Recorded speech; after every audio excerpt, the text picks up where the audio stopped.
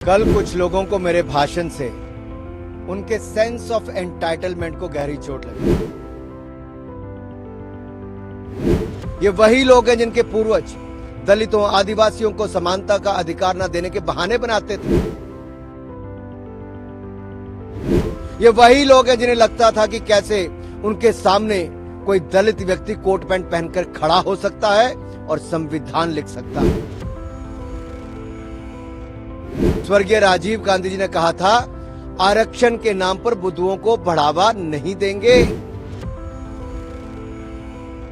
कल कुछ लोगों को मेरे भाषण से उनके सेंस ऑफ एंटाइटलमेंट को गहरी चोट लगी, जिसका असर हुआ कि पूरे इकोसिस्टम ने चीख पुकार मचाना शुरू कर दिया। इन्हें लगता है कि सवाल पूछने का हक सिर्फ इन्हें है, क्योंकि ये प्रिविलेज है।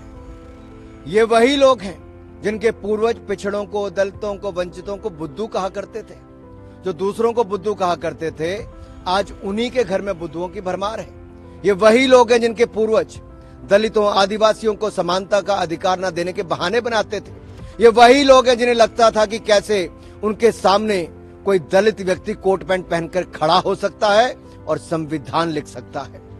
बुद्धू मैं नहीं कह रहा, बुद्धू तो कांग्रेस के तत्कालीन प्रधानमंत्री श्री राजीव गांधी जी ने कहा था, वह भी सार्वजनिक रूप से।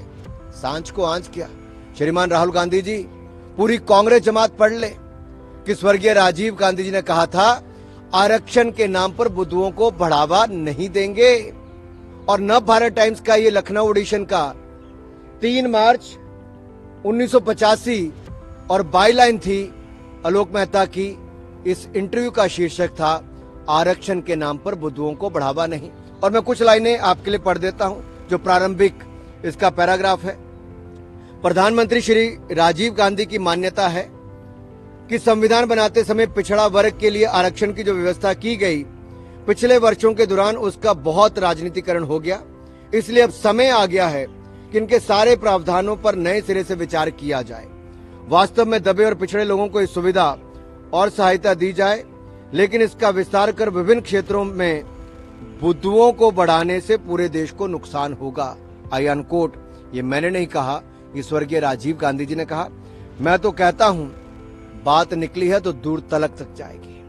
पूर्व प्रधानमंत्री के अति बुद्धिमान पुत्र इस देश को बताएंगे कि क्या उनके पिता की नजरों में पिछड़ा वर्ग बुद्धू था? क्या कांग्रेस राजीव गांधी जी द्वारा दिए गए एक अति घृणित जातिवादी बयान की सार्वजनिक निंदा करेगी? क्या उस बयान के खिलाफ कोई रेजोल्यूशन पास किया जाएगा? जो लोग आज तक लेगेसी की मलाई खाते आ रहे हैं, आज उनके मुंह में सवाल की खटाई पड़ गई तो झूठ बोलकर जगहसाई करवा रहे हैं। 1947 से लेकर कांग्रेस अपने वैचारिक दरबारियों के साथ मिलकर दलितों और वंचित समाज को समाज की मुख्यधारा से बाहर करने की तमाम तरह के हथकंडे अपनाती रही। जब जवाहरलाल नेहरू जी से पूछा गया कि दलित और आदिवासियों को आरक्षण क्यों नहीं दिया जा रहा, तो उन्होंने बहाना बना दिया कि उन्हें आरक्षण देने से उनके मन में हीन भावना भर जाएगी, इसलिए उन्हें आरक्षण नहीं दे रहे। नेहरू जी ने तो अपने सारे मुख्यमंत्रियों को पत्र लिखकर बता दिया था कि वह किसी भी प्रकार के आरक्षण के खिलाफ हैं। इंदिरा गांधी जी की भी यही नीति रही। और बीबी प्रसाद मंडल जी, जिन्होंने मंडल आयोग की रिपोर्ट लिखी, इस रिपोर्ट की इंप्लीमेंटेशन को भी राह ताकते रहे। मंडल जी का स्वर्गवास हो गया, लेकिन इंदिरा जी और राजीव गांधी जी ने 10 साल तक इस रिपोर्ट को लागू नहीं होने दिया। राजीव गांधी जी तो खुलेआम मंडल आयोग के रिपोर्ट को लागू करने का विरोध करते रहे। और जब काका कालेलकर की रिपोर्ट आई थी, तब भी कांग्रेस ने वर्षों तक इस रिपोर्ट को दबा कर रखा।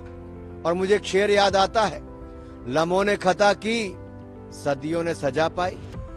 अगर सामंती सोच वाली कांग्रेस पार्टी ने उस समय मंडल रिपोर्ट और काका कालेलकर की रिपोर्ट में कीड़ा में रोड़ा नहीं अटकाया होता, तो आज स्थिति कुछ और होती। ये जो तुम इतनी वफा दिखाते हो सनम, डर है ये कोई नई दगा तो नहीं?